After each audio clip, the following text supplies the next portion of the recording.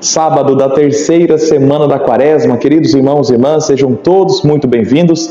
Quero reforçar o convite agora para a reta final do poderoso cerco de Jericó, aqui em Bom Jardim de Goiás. Vamos, animem-se, estamos derrubando as várias muralhas da nossa vida que nos impedem de estar com Jesus. Queridos, vamos ao Evangelho que está em Lucas, capítulo 18, versículos de 9 a 14. O Senhor esteja convosco, Ele está no meio de nós. Proclamação do Evangelho de Jesus Cristo segundo Lucas. Glória a vós, Senhor.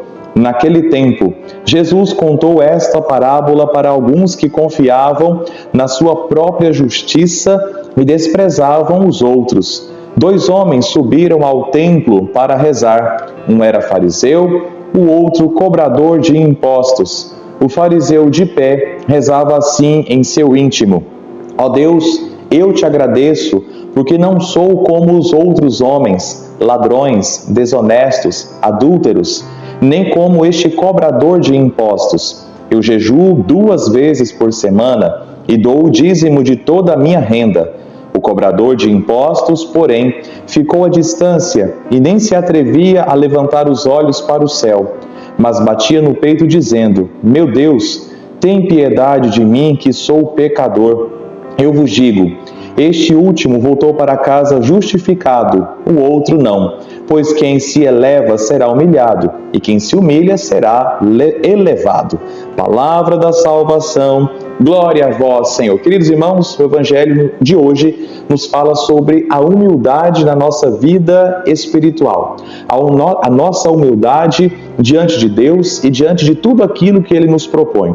Vejamos que nesta nossa caminhada quaresmal, nós somos convidados à oração, ao jejum e à esmola. São 3 exercícios obrigatórios para todos nós e nós não temos a opção de não fazê-los. Veja que este homem que está aqui no templo, na verdade são 2 homens, um é um fariseu, e o outro é um cobrador de impostos. O fariseu que está diante ali do altar, então ele faz uma oração e o outro também, o cobrador de impostos, também faz uma outra oração. Vejamos a diferença entre as 2 orações. O fariseu de pé rezava assim, em seu íntimo: Ó Deus, eu te agradeço, porque não sou como os outros homens. Olha a ousadia. Ladrões, desonestos, adúlteros, nem como este cobrador de impostos. Já aponta o dedo para o outro. Eu jejuo 2 vezes por semana e dou o dízimo de toda a minha renda. Então, meus irmãos, minhas irmãs, veja que a prática religiosa do fariseu está errada? Claro que não. Todos nós devemos jejuar, todos nós devemos dar o dízimo, todos nós precisamos rezar, participar das missas, viver na igreja, fazer parte de uma pastoral, de um movimento, servir, ajudar financeiramente, ajudar com as orações, ajudar com a mão de obra. Todos nós precisamos fazer. Então a prática do fariseu não está errada. Ele está sendo um fiel executor da lei de Deus. Mas aí entra a intimidade do coração. Ele se utilizava desta sua atividade religiosa para se exaltar. Tá vendo? Lembra que lá na quarta-feira de cinzas, Jesus disse: quando jejuar, quando fordes orar, quando fores fazer esmola, que façamos tudo isso em vista da recompensa do Pai. Por quê? Se jejuarmos, se dermos esmola, se orarmos para receber a recompensa aqui de elogios ou até mesmo de um ego inflamado, nós não teremos a recompensa eterna. Então, a prática do fariseu está correta, mas o seu coração está distante daquilo que o próprio Deus quer. Do outro lado, nós temos um cobrador de impostos, que ficou à distância, nem se atrevia a levantar os olhos para o céu. Ele batia no peito e rezava da seguinte forma: Meu Deus, tem piedade de mim que sou um pecador. Veja que até a oração dele foi menor do que a do fariseu. Então Jesus conclui o quê? Eu vos digo, este último voltou para casa justificado, perdoado. Este último voltou para casa tendo a sua amizade com Deus reatada, tendo os seus pecados perdoados. Ele voltou mais próximo de Deus e o outro não. Diz Jesus que o outro não voltou. Por que o outro não voltou? Mas ele não está jejuando? O fariseu não está jejuando? O fariseu não está rezando? O fariseu não está dando dízimo? Sim, mas ele está se utilizando disso para ser mais do que o outro. Ele está se utilizando disso até para se comparar e se fazer superior do que o outro, enquanto que o cobrador de impostos, na sua miséria, está se reconhecendo pecador. Então veja, que ser cobrador de impostos está correto? Claro que não. Vamos lá, cobrador de impostos era tido como um ladrão, um traidor. Então ser ladrão e traidor está correto? Claro que não. Faltar à missa está correto? Claro que não. Ser adúltero está correto? Claro que não. Ser ladrão está correto? Claro que não. Então tudo que é errado é errado. Jesus não está passando um pano para ninguém. Mas o que está no coração deste cobrador de impostos? O reconhecimento de que ele está errado. E se ele voltou justificado para casa, significa que ele colocou no coração a intenção de mudar de vida. E ele, inclusive, não ficou apontando o dedo para o fariseu. Vamos imaginar a seguinte hipótese. Então, o cobrador de impostos vai lá, entra na igreja, vê o fariseu de pé, porque ele estava de pé para chamar atenção, e já pensou se ele dissesse assim: por que adianta ficar vindo na igreja e depois vai ficar desse jeito aí, ó, querendo aparecer? Muito mais ficar em casa, porque eu não vou para a igreja porque eu não gosto de pecar, porque lá eu vejo gente falsa, porque lá eu vejo gente mentirosa, lá eu sei que aquele fulano traiu fulano. Melhor ficar em casa do que ir para a igreja e pecar. Ou seja, meu irmão, está sendo fariseu, está sendo falso, igualzinho o fariseu. Então, a intenção do coração deste cobrador de impostos era diferente. Certamente ele quer mudar de vida, porque ele voltou para casa justificado. A sua amizade com Deus foi reatada. Então ele percebeu que estava fazendo coisas erradas. Ao invés de se justificar para não mudar, ele então pediu perdão do Senhor para mudar. Queridos irmãos e irmãs, na nossa caminhada quaresmal, na nossa vida espiritual, precisa ser da mesma forma.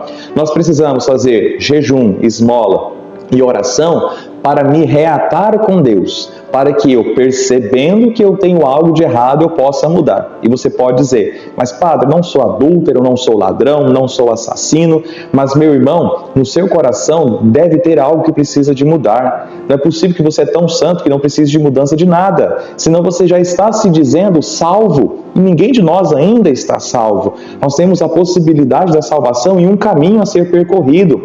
E em outro plano, veja, que quando eu estou fazendo as minhas orações, certamente você conhece alguém que não está. Você não pode ir para a igreja para se justificar, dizer que você é bom, que você é piedoso e que aquela outra pessoa não presta, aquela outra pessoa não tem jeito.